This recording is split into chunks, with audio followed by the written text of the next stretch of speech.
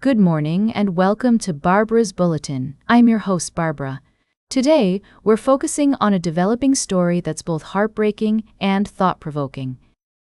Reports are emerging from Libya of an intensified crackdown on migrants and refugees, with mass arrests, detentions, and expulsions taking place across multiple cities. According to Amnesty International, this crackdown has included the forced evictions and expulsion of hundreds of migrants, many of whom are from war-torn countries such as Sudan, without being given the opportunity to seek asylum or challenge their deportation. This situation is further complicated by the involvement of the European Union, which has been supporting and training the Libyan Coast Guard. While the EU's official stance is to recognize only the Tripoli-based government, it has also engaged with rival authorities in the east. Critics argue that this cooperation makes the EU complicit in human rights abuses and violations. In a related development, the bodies of 11 more migrants have washed ashore off the coast of eastern Libya following a boat capsize last week.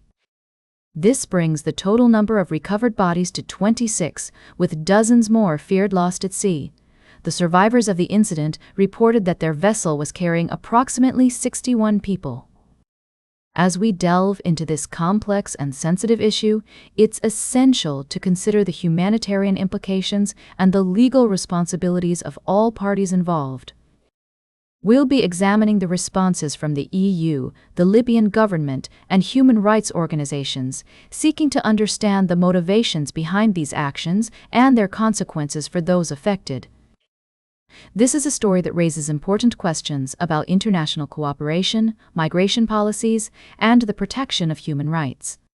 As we navigate this complex landscape, we'll strive to provide you with balanced and accurate information, ensuring that all perspectives are represented.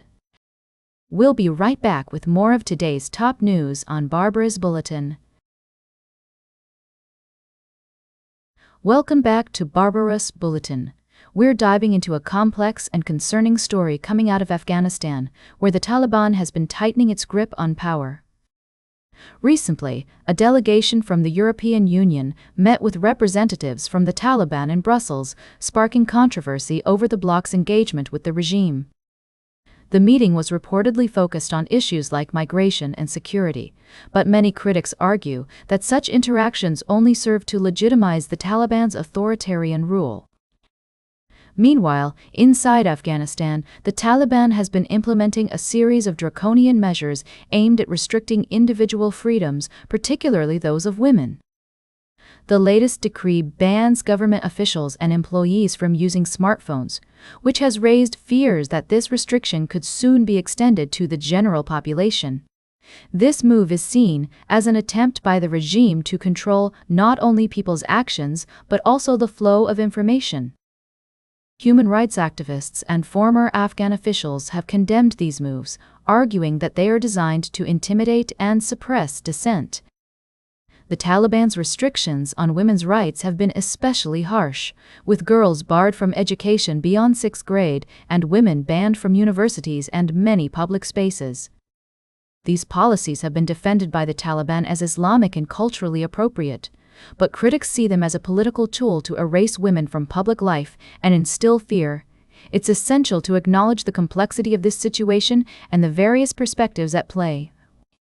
While some argue that engagement with the Taliban is necessary for regional stability and security, others believe it undermines efforts to promote human rights and democracy in Afghanistan.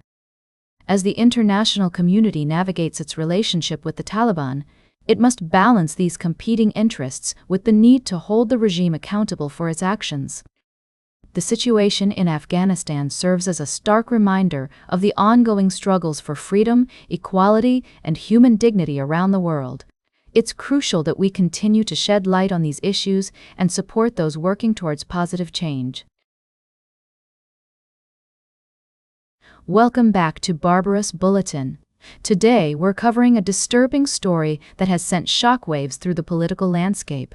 Former DUP leader Jeffrey Donaldson has been convicted of multiple child sex offenses, including rape, indecent assault, and gross indecency with a child. The unanimous verdict was delivered after a month-long trial, during which 2 women testified about the abuse they suffered at Donaldson's hands from the ages of 7 to 13. Donaldson's conviction marks an unprecedented downfall for the once prominent politician, who had been a leading figure in Northern Irish politics for over 40 years. His party, the DUP, has since distanced themselves from him, with current leader Gavin Robinson condemning Donaldson's actions as heinous and despicable and calling for him to face the full force of the law. The conviction has also sparked calls for Donaldson to be stripped of his knighthood, which was awarded to him in 2016. It's expected that he will lose this honor following his conviction for a sexual offense. As we report on the story, it's essential to acknowledge the immense courage and resilience of the 2 women who came forward to share their experiences. Their bravery has helped bring Donaldson to justice, and it's crucial that we continue to support survivors of sexual abuse in their pursuit of accountability. The leaders of Northern Ireland's main political parties have expressed their support for the victims and emphasized that no one is above the law. This conviction serves as a reminder that justice can be served, even in cases involving those in positions of power. That's all for today's Barbara's Bulletin. Remember to like, share, and subscribe. And until next time, stay engaged.